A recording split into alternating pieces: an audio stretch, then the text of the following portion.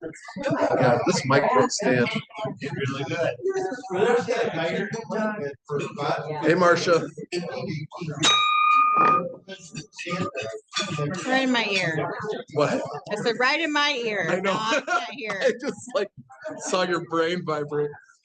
Please join me in the Pledge of Allegiance. I pledge allegiance to the flag of the United States of America and to the republic for which it stands, one nation under God, indivisible, with liberty and justice for all.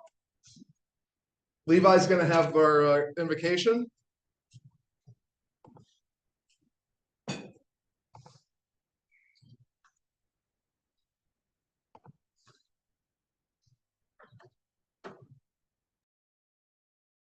Lord our God, please bless this meeting, bless these friends, bless this food, bless this fellowship.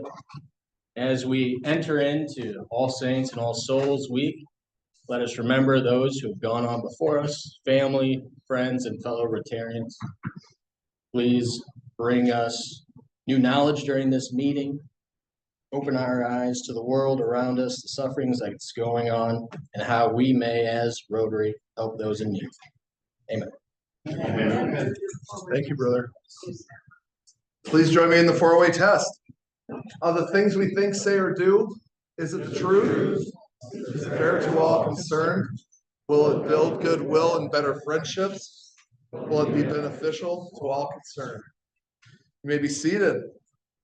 Well, I know that we really have a packed schedule, but I'm thankful for the great showing that we had at the Boo Bash on Friday.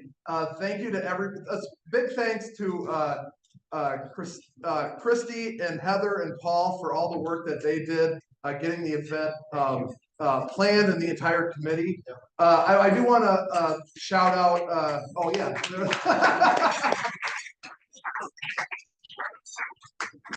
I do want to shout out Chris Smith for taking photos all night.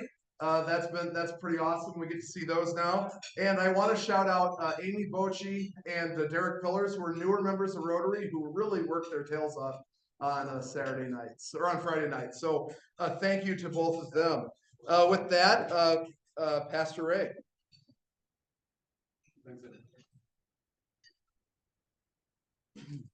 Thank you, Andy. I put in your tables sort of a flyer for the Great Thanksgiving banquet that's coming up. I'm just going to read what it says. It said, "Be a blessing this Thanksgiving. This Thanksgiving, Victory Center Rescue Mission is hosting our annual banquet to provide a warm meal and a sense of community for the less fortunate local families, seniors, those in need. Our goal is to serve from 600 to 1,000 people, and I can guarantee you they will be coming because they're hurting really, really bad right now. We're providing a meal every single day to 50 people. That's 100 people a day. That's 600 people a week. So it's increasing, and with the SNAP program that's coming, we're going to be in incredible financial hardship. So we do need some sponsorship. More and more people that are really needing our place, and we'll talk more about that next week. But in your table, you have this flyer, and you can sign it if you want to donate anything for the Thanksgiving. But also, there's a clipboard that's going to go around because we need volunteers. We need Rotarians to volunteer. And Andy's going to make the opening remarks. So we'll love to have. I think we had close to 20 last year that they showed up to serve. So that would be great if you can want to volunteer. So thank you very much. Thank you. Ray looked over at me for confirmation, and I was not at the event last year, but I will be at the event this year. So I'm going to have John come up.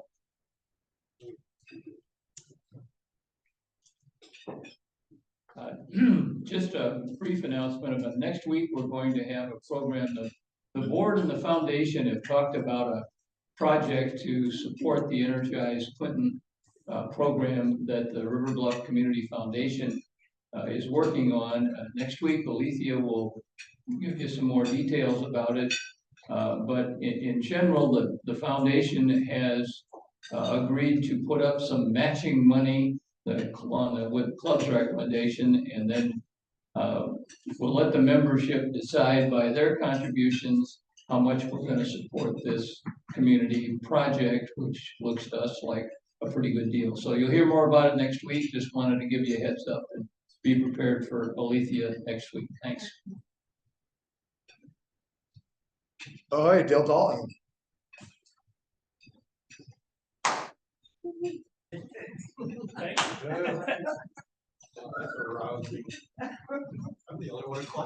I'm gonna be the numbers man for the day for just an update. I'll have a report for everyone next week printed out, but Friday night, we had a successful party. A lot of people had fun. We also raised some money. We had $25,250 in sponsorships from Rotarians and businesses around the community, and thank you very much. Our auction, we probably had about 15,000 to 18,000. Don't have all the credit card information in, but I got $7,000 in checks and cash. Our net on that fundraiser, 27,000 with another 7,000 in credit cards coming in. We spent $21,000 in community projects and grants, 14,000 in scholarships. We did $1,000 to the Victory Center last year, and we're gonna have to work on that a little more. We had the Mexican International Project for 2,500 last year, and Carrie talks about that every once in a while. So, but I'll bring reports next week and hand them out to all the Rotarians. And thank you for your support.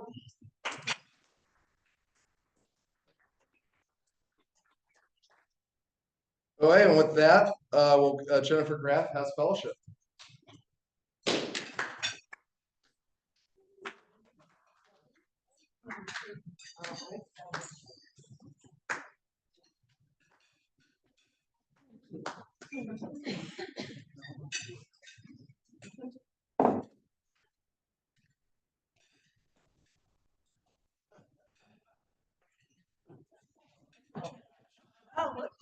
Well, hello.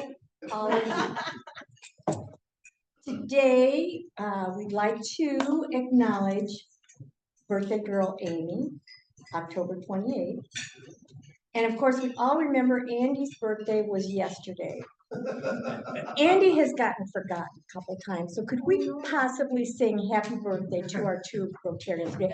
We have to. Happy birthday to you. Happy birthday to you. Happy birthday, dear Rotarians. Happy birthday to you. We didn't forget. We also have a couple of great anniversaries. We also have, this is kind of fun. Okay, we have two anniversaries, 12 years, Shannon, Sandra Wellsine, and Luke Denser, 2 years, October 30th. So thank you for being Rotarians for a long time. We really appreciate it. And we also have some guests today. We'll start with student guests. Kathy Klon.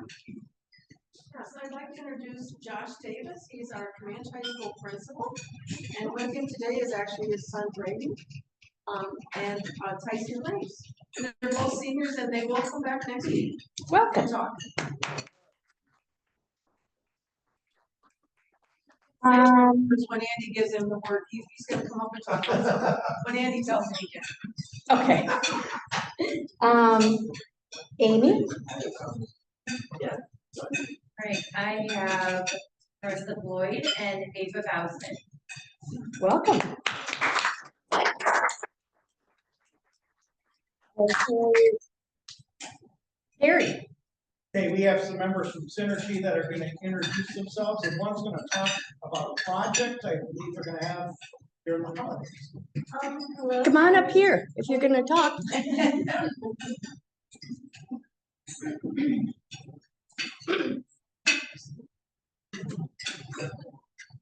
Good morning. My name is Margie Robbins, and I'm Kelly Davis. I'm Robert Carroll. And I'm Robert Carroll. And we're all from Synergy, which is a project-based learning program provided by our school to help us get real-world scenarios in and really show what we're passionate about and follow through with our passions. Me and Kaylee really like Christmas time, so we decided that we wanted to help plan and organize the downtown Christmas tree lighting this year, which is on December 5th from 4 to 7 p.m. It's going to be really fun. I know there's going to be a hot cocoa stand, that's for sure. You guys should really come. It's a fun way to celebrate the holidays and support your local Clinton businesses. It's in the downtown business district. Thank you.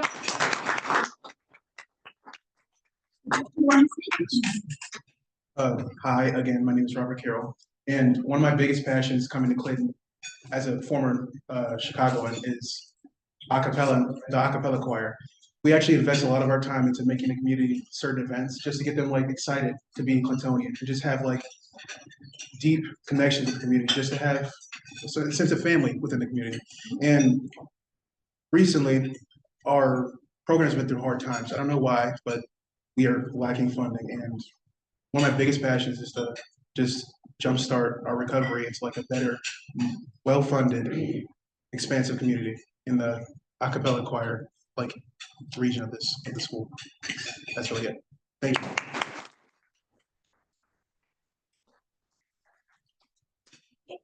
Thank you. Thank you, students. And before I start with our trivia, I would like to make an announcement. Information referral is putting a call out for any canned vegetables, soup, or canned meat. They are in dire straits, so if you have these items, please drop them off to Reagan at information referral, because they are greatly needed. Okay. There's still more guests. Oh, I'm sorry. Sue Watkins. I'm real proud today to have my daughter-in-law, Jana, and my granddaughter, Bree. And Bree this will be her last time with being a senior. So she gets to speak.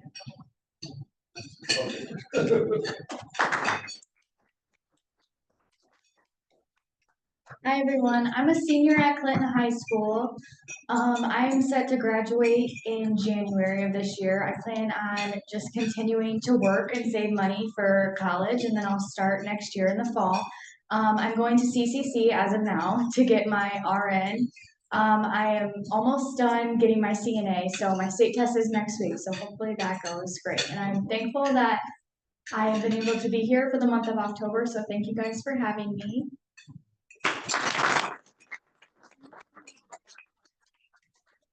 You make your grandma Sue very proud. Okay, we're ready for trivia, but no, I know they're the speakers, so he was gonna. No, they're all together. They're all together. No. You're good. We're good. Are we ready? Okay, we're gonna do horror movie trivia, and we're gonna do the same thing we've been doing before. And start out with a whole lot of money that you're gonna have to pay, and if you get the question right, you can deduct it. And remember, our scholarship is for our fines are for scholarship for these wonderful teens that we're seeing. So I'm putting my money in here first. So we'll start with Susie's table first. You can ask a question of classic horror, monster movies, slasher flicks, behind the scenes, caution, plot, or beware the grab bag. Which category would you like to question? Grab bag. Grab bag? Okay. Okay. What is the highest grossing horror movie of all time? I'm not going to use that word. Scary movie of all time. What is the scariest, highest grossing movie of all time? Nightmare on Elm Street. She said Nightmare on Elm Street. She's wrong, but that was a good try. It's It, Chapter 1 of 2017. Kathy, your table. Classic scary movies, monster movies, slasher flicks, behind the scenes, caution plot, beware the grab bag. Classic, okay. Hitchcock's Psycho is known for many firsts. What first involves a bathroom fixture? First flushing toilet in a movie. How did you know that? That's awesome. Exactly what it was. That was a really big deal because you know in that day and age, you didn't have couples sleeping in the same bed. They had to have two twins. There was a flushing toilet, so it's kind of magnificent. Derek, your table. Thank you.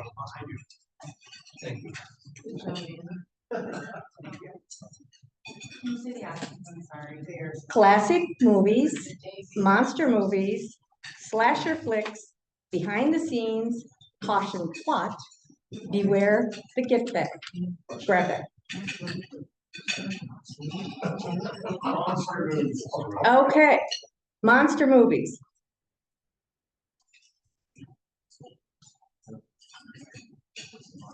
Which was the first of the Universal monster movies to be released? Have options? No, no options. It's classic though, that's kind of the hint.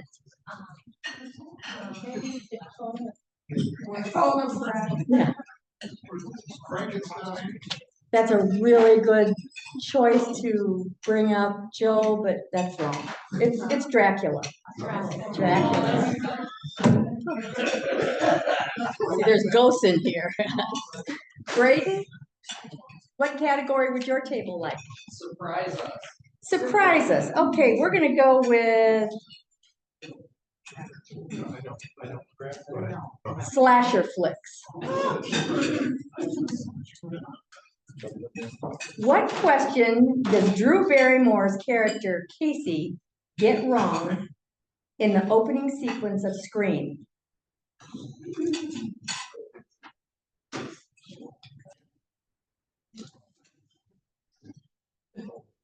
I think she said, or the killer asked her if she was alone.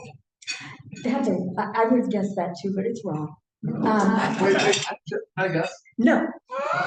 Okay, go ahead. Who was the killer in Friday the 13th? You are ridiculous. Who was the killer in Friday the 13th? You want Andy on your trivia team, I'll tell you that. Well, so because everybody thinks it's Jason, and the first one it was Jason's mom, so she got it. Yeah. Gary? Grab bag. Grab bag, thank you. Which actress, best known for her role of Friends, was one of the main characters in Leprechaun?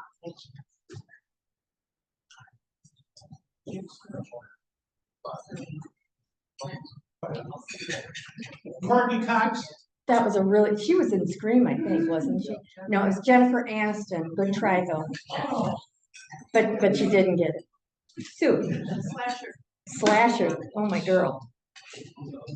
What song does Sidney Prescott's boyfriend loudly serenade her with in the university cafeteria in Scream 2?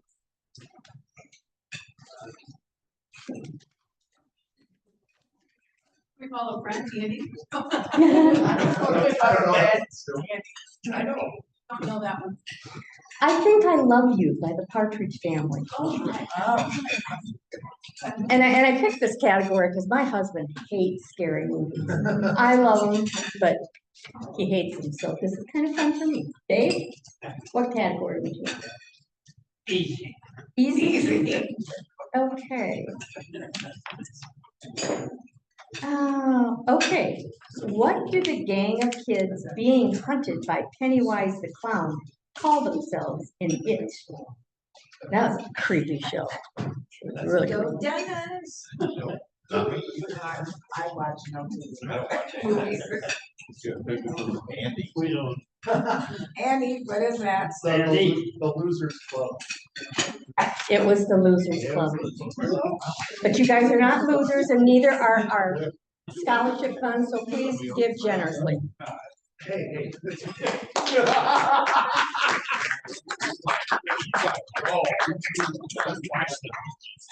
Well, with that, I'm calling up Josh Davis, principal at Comanche High School.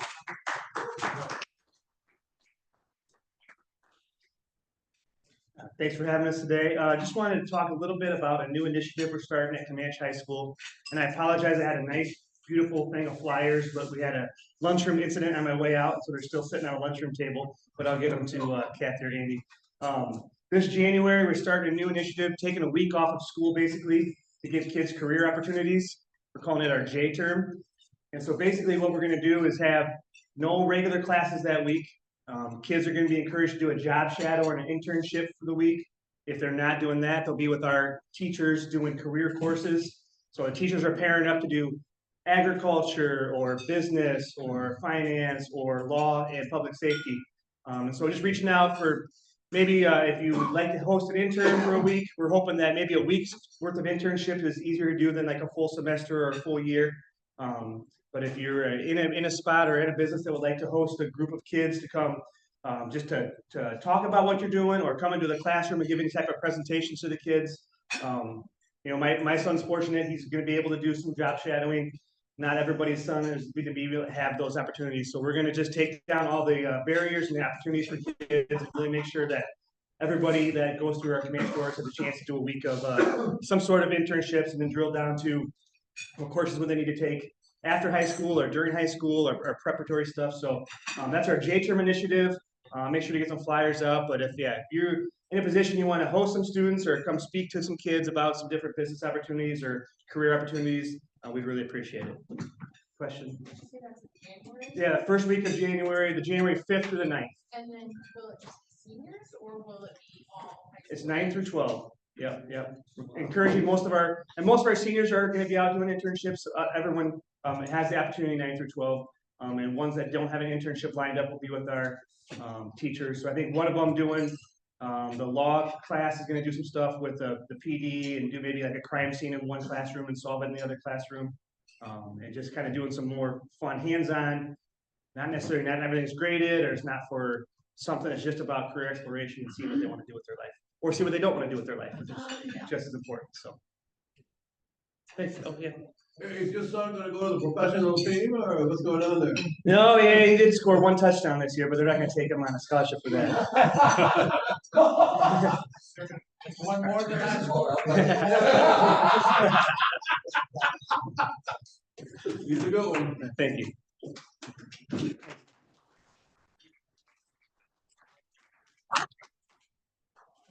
I think that's a great initiative, Josh, and I will definitely volunteer the museum for that. Yeah. Oh, hey, with that, Tom Detterman.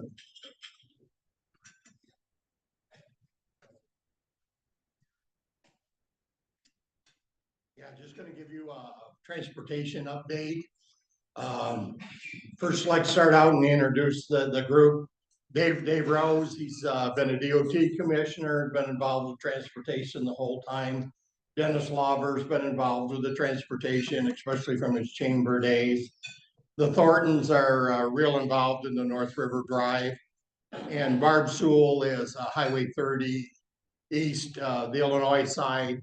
And I've always done the Highway 30 West on the Iowa side. But back in 1995, transportation wasn't going good in Clinton. And a bunch of us got together and it was really then Mayor Darrell Smith that said we need to do something with our transportation in town. And so Darrell Smith encouraged us, and it was David Rose, Edith Pfeffer, Bud Rutenbeck, Carolyn Talent was always involved, and Ron McGovern was in there too. So we don't want to forget some of the ones that worked hard and passed on. But anyway, we came up with 3 projects, being the Mill Creek Expressway, Comanche Avenue, Liberty Square, and Highway 30 on both sides of the river. And back in those days, we were going to Washington every year. And so we're pretty successful in funding those projects, got to our senators and congressmen, and actually we bought back over like 100 million to those projects. And we got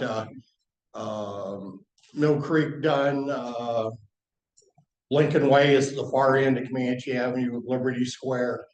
That's all been done, and we're still working hard on Highway 30. 19th North too, getting that one. Yeah, 19th Avenue North was part of that, to connect the loop up.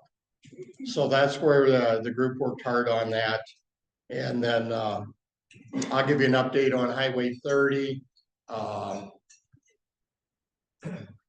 The DOT, they had some public hearings on it, and in their infinite wisdom, after everyone said we wanted a 4-lane, they said, we're gonna super two it. So right now, from Lisbon to Clinton, they're under the Super 2 plan. They're replacing the bridges out around the Wapsie now. And we had a meeting with them last June. And what they're doing for this Super 2 won't stop us from 4-lane and that in the future. Nowadays, when you do bridges, you still, on 4-lane, you still do 2 separate.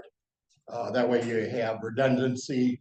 And when one needs worked on, you can go over in 2 lanes. So whatever they're doing out on Highway 30 here, we'll still be able to come back and 4-lane that.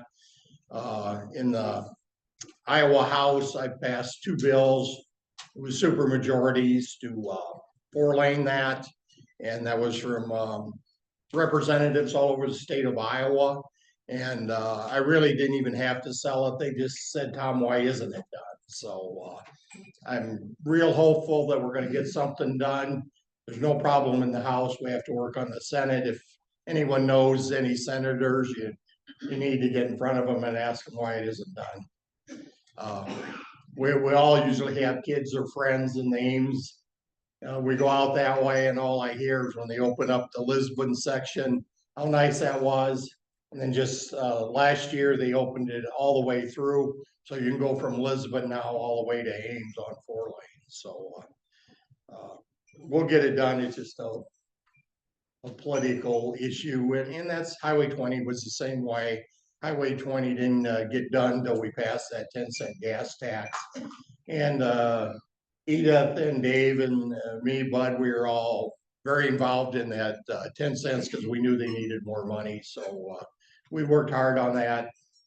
They got finished, and probably never, I never dreamed they would ever just say, no, we're not going to 4-lane it. We always assumed it would be money and we would eventually get it. And we had a DOT director that just said he wasn't going to do it. So they come up with this Super 2, I guess, to satisfy us a little, but it's not going to get the job done because the Super 2 really does nothing for you on economic development. If you're not on a 4-lane highway, you don't exist to site selectors. And divided 4-lane is 60% safer. And nowadays, as they have accidents on 80, they always divert them up on 30. And with them 6-lane in the interstate, that's just going to make that much worse. They're going to take 6-lane traffic on 2-lane 30. So you take a little common sense, we'd eventually get it. Governor Branstad even said, we should finish 30 before we 6-lane the interstate, but the commission is still going ahead with their 6-lane in the interstate. So Barb will give you an update on Highway 30 in Illinois.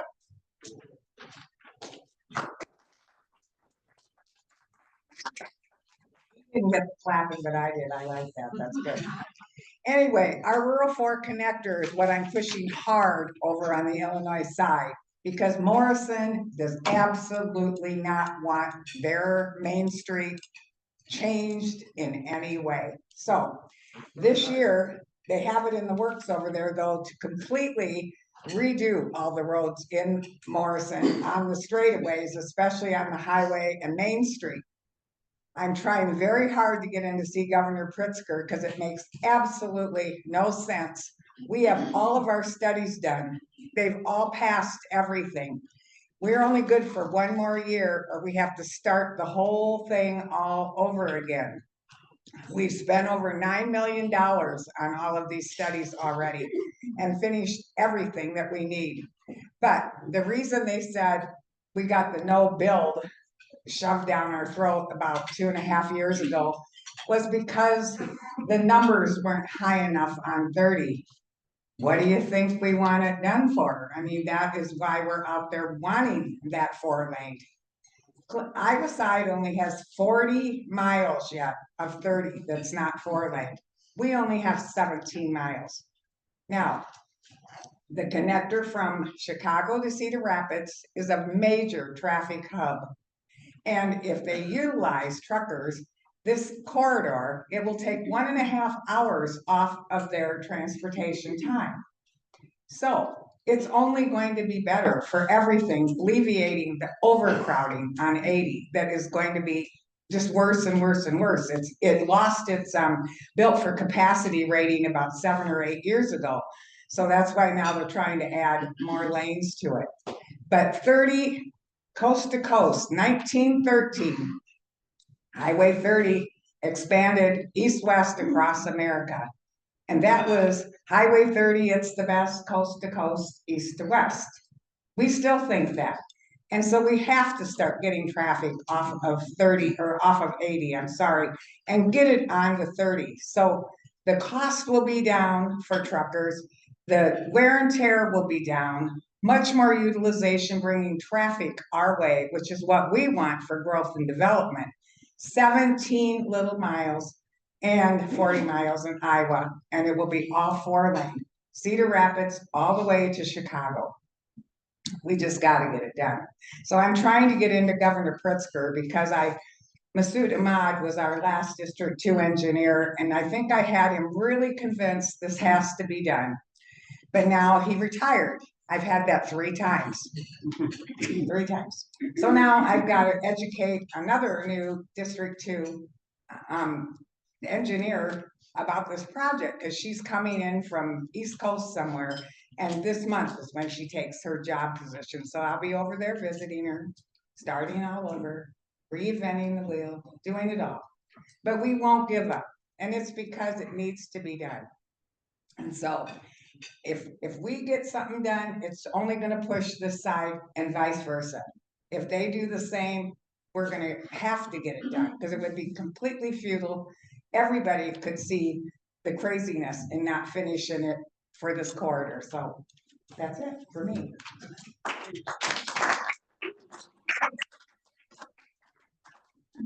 And we'll have Dave Rose come up and talk about the Parkway.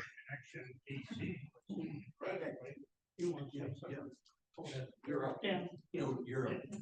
No, you're up. Somebody's up. I'll go next. Jennifer Graff forgot to ask you about a horror movie filmed in the state of Iowa.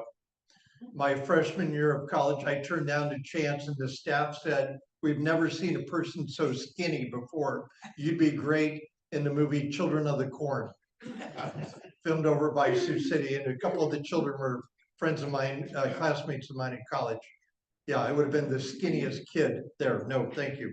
At the end of the day, a lot of the ability to finance and make some of these happen comes down to relationships. And as Barb just alluded, having those connections with the governor of Illinois and, a former DOT commissioner, commission chair, and et cetera, those sorts of things play off well. The relationship that I've had with Grassley has worked and brought money back to the community, the number that Tom cited in terms of the number of dollars that are out there.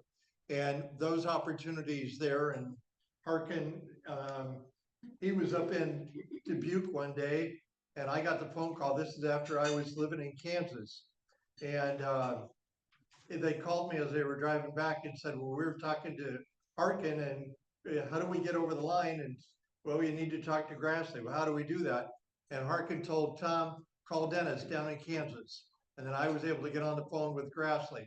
And just those relationships matter. So the relationships that you have and those connections that you and the community bring in to bear make a big difference with getting Congresswoman Miller Meeks, the Senators Ernst and Grassley on board and others. So those kind of things are important, and you can be involved with those kind of relationships.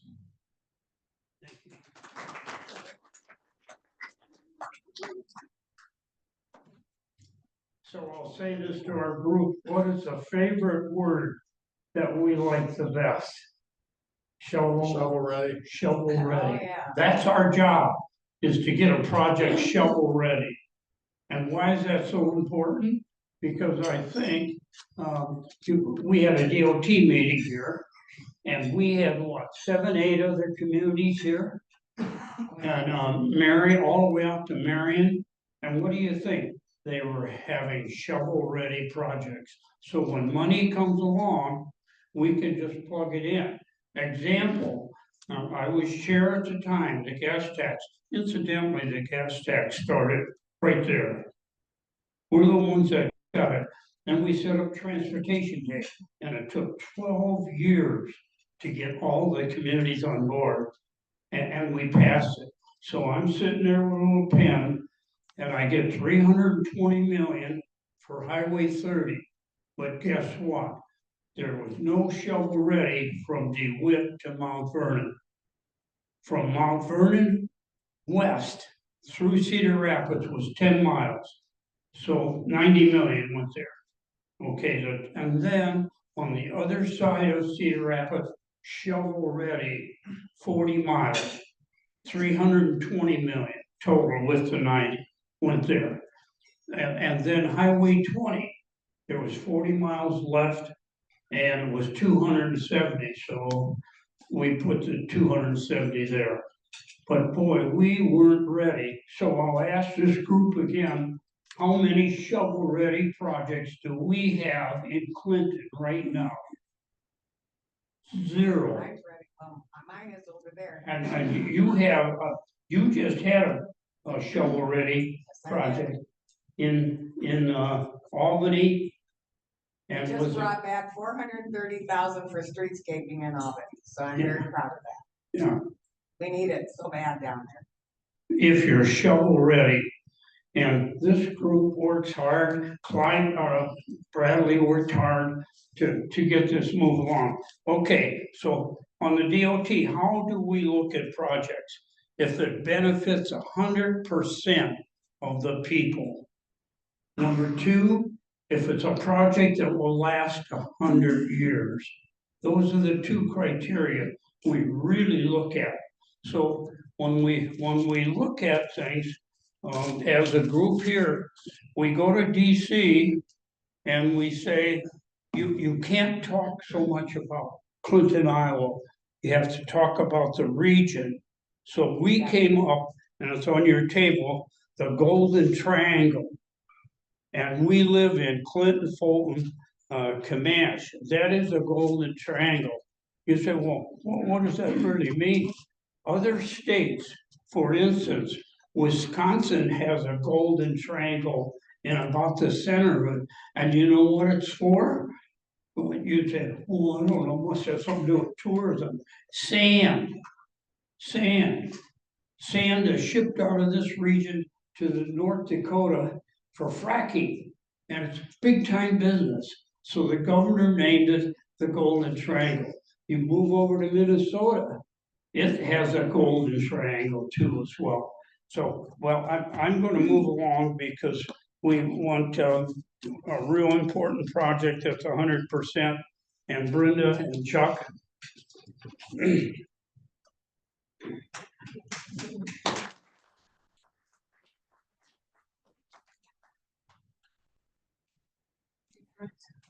When they talk about building relationships, the first time I went to DC to talk about this North River Drive project, I went through security with Barb to get into the federal buildings, and she's carrying an ice cream bucket with cookies in it for who? Well, I had to do all of my reps. And security says, I'm sorry, ma'am, you can't bring that in. Well, could you call Senator's so-and-so office? Ma'am, I'm sorry, you cannot bring that in. She goes, no, I am telling you, You just need to call his office. So, okay, we'll send somebody down. Just keep them there. Don't do nothing with the cookies. And yeah, we're out there. Edith Pfeffer's out there. And Edith, we all loved Edith, but she's very vocal. And some of the senators would say, Edith, what's your opinion on that?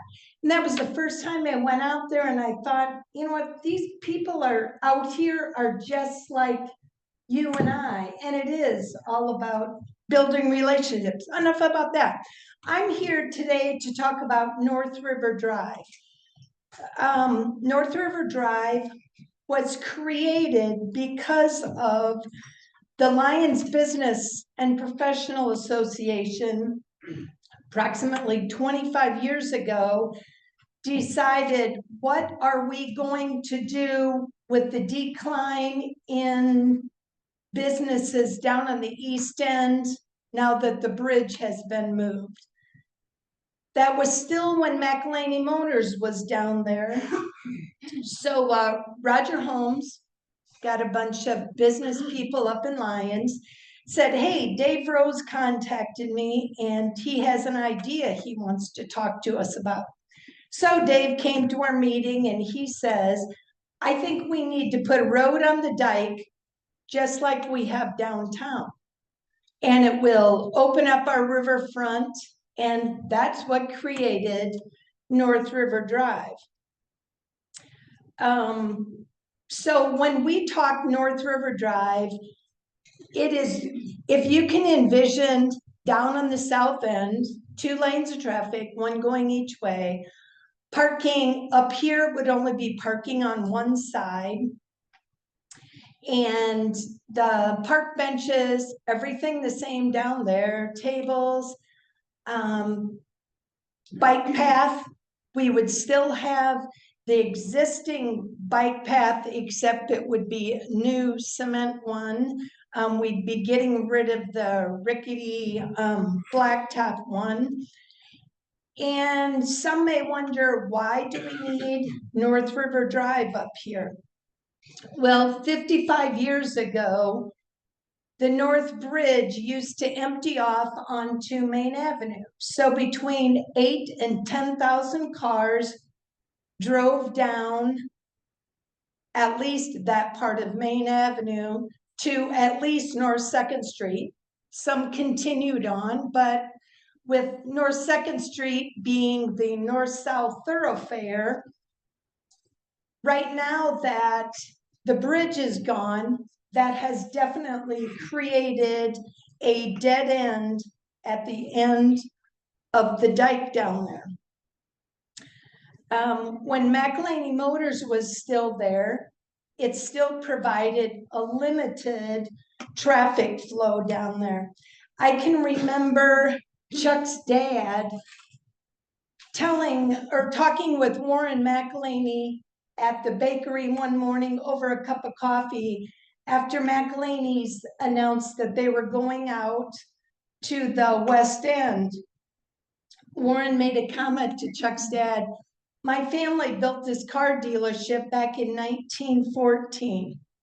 We withstood 2 world wars, the Great Depression, and the flood of '65, but we could not withstand the bridge being moved 5 blocks to the south. I had commented to my mother-in-law, me and her are somewhat alike, we're both very vocal, and I said to her one day, Joanne, I can't imagine somebody didn't go kicking and screaming when they said they were going to move that bridge. She's like, well, Brenda, they don't come and ask you, they just do that. And who would have ever thought that would created that issue down there? And when I say issue, Chuck and I and the other businesses up here bleed Clinton, we bleed Lyons.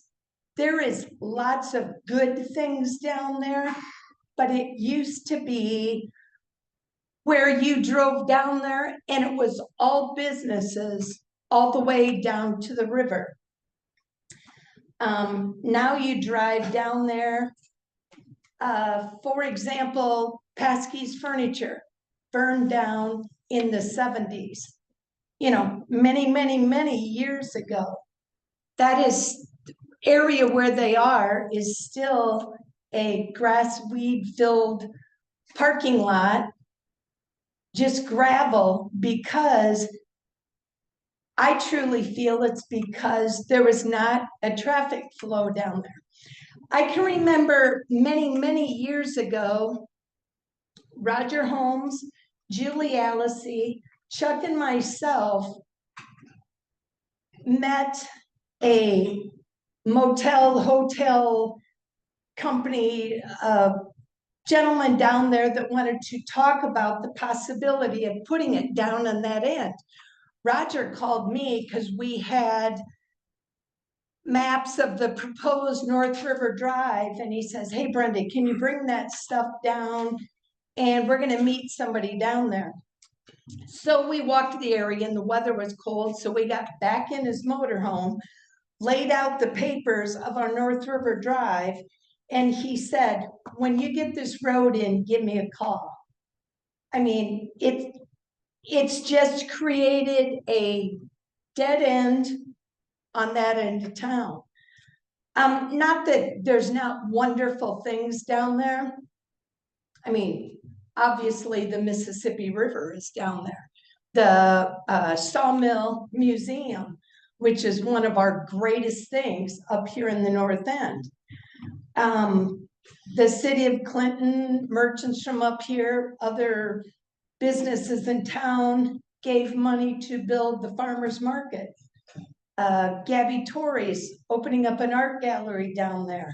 What used to be the eyesore at the Toyota building is now this beautiful artistic masterpiece. There's, you know, bars down there.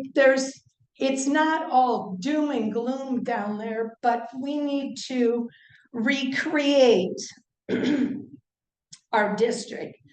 A couple of years ago, our group toured different people down there.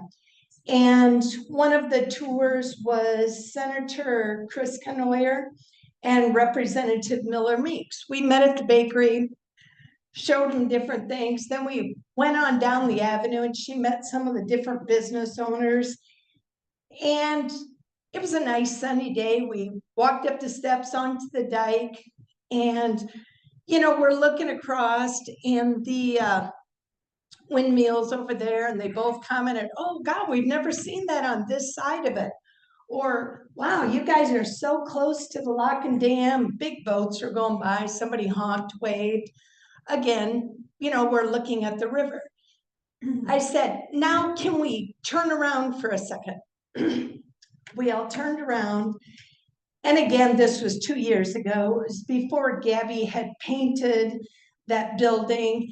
It was before the sawmill had put in the picnic tables and the trees. Quite frankly, it looked like a bomb went off down there. I mean, and I said, and here's where we need your help today, as we're turned around looking at this. And I said, you know, we're standing on a dike here that our forefathers did with the state and federal government, but also city tax dollars went into this. And it kind of frustrates me that you send the federal and state government gives FEMA money to our friends to the south of us whenever their communities flood, whether it's every year or every other year, but we did our own. We did our own due diligence. So I guess what I'm asking today is that you guys find us a bucket of money that says, hey, I moved your bridge and screwed up 60% of your business district, because that's what this is. It used to be businesses all the way down. And Representative Miller Meeks looks at Chris Conoyer and she's like, what? And she says, Brenda is saying we give all this money to the Quad Cities. They want some money to redo their business district. She goes, oh. So then we toured the dike, and Representative Miller Meeks and Knoyer were in our side by side. And I said, hey, if that was disrespectful of me to say that, don't take it out on the city of Clinton, because it was me, and sometimes I don't close my mouth when I should. But year and a half later, we were notified that Senator Knoyer found us $650,000, and Representative Miller Meeks put in, it's October, it's a ghost, has Clinton allocated for $1 million. So to make our project shovel ready, we did a presentation to the people that moved our bridge 50 years ago, and we asked them for $750,000 to make our project shovel ready. So hopefully that will come to happen and this project can be shovel ready. Some people ask, Brenda, is North River Drive an economic development? Is it a quality of life? What is it? And I'm like, it is all of the above. North River Drive will provide recreated traffic flow up to the north end, and it will also open up the river to the city. Right now, we have, quite frankly, our riverfront downtown is this big.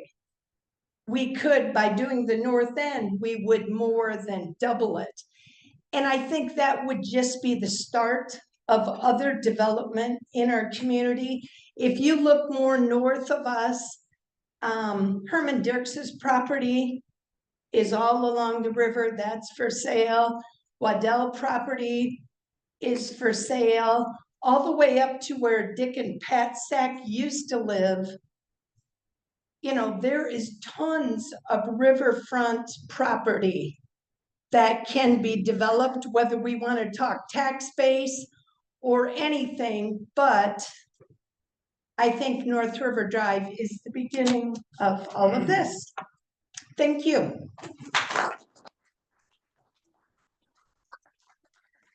I have 1 minute to be on time. For all of you, drive down and get on South River Drive and see and count the cars down there, because the cars are in various state of looking at the river. Some are sitting in their car, some are out on the park bench, others are eating their meals. And it's about 30 to 40 cars every time I drive down there. So I know those cars turn over every hour. So there's 500 cars down there in a day. I'm just making it up. But those cars will then drive up, like Brenda said, on the north end. Microphone. Talking to microphone. Okay, sorry. Okay, I think that's it. We got time for 1 or 2 questions. Anyone got any questions? Yeah, I do. Okay. David. This is for you. When they were talking about roundabouts on Mill Creek, you made the point that that's supposed to be four lanes. Yes. The right of way is there, and it was Yes. supposed 2 more lanes were to be added We're later. the ones that got the right of way. We also got the right of way for a bike path. I know. To go from end to end and these electric bikes are gonna be citizens. Well, where does this stand? Now, the city's talking about roundabouts on. Now, we have the property for the North Lake right now, except two pieces. And Tom and I negotiated that piece with the DOT, and they made us buy that right of way on the north end. But there's 2 pieces we do not have. But the county, we went to the county And never in the state of Iowa has any city asked the county for money. And we went and did it and we got it. It was 500. So then we went back to the city and they paid 250 and the county paid 250. So we have that. But 1975, the DOT came in here and wanted to do 4 lanes to Main Avenue. That's the plan, and 2 lanes up, that's the residential area. It's 3.5 million. In 1985, it was 10.5, and they wanted to do it. In 1995, we went to the DOT, made the first presentation. Danny Tice was the assistant chair, raised his hand, and he goes, I don't know whether to help you or let you die. You're the most obnoxious community I've ever worked with. And we were just crawling back.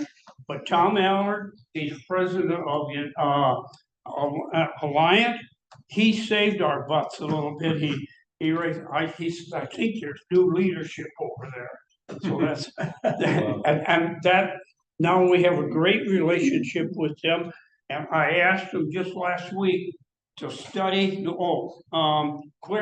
bike path that's on the inside of the parkway. We do have all the right of way to do the bike path. When I left, I did those numbers. It's 8 million.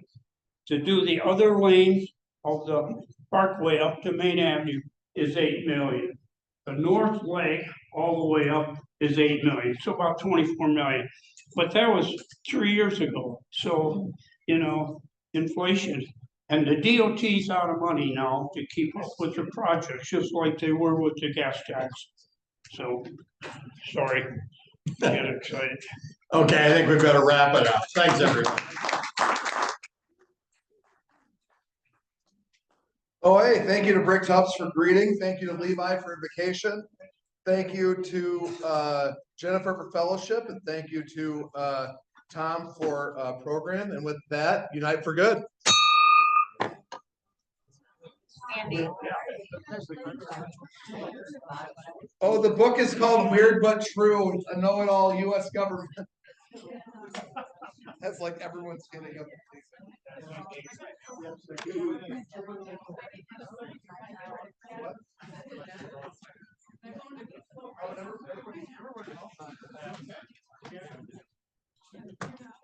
Make sure you sign. Everybody signs the book. Make sure Brenda signs the book.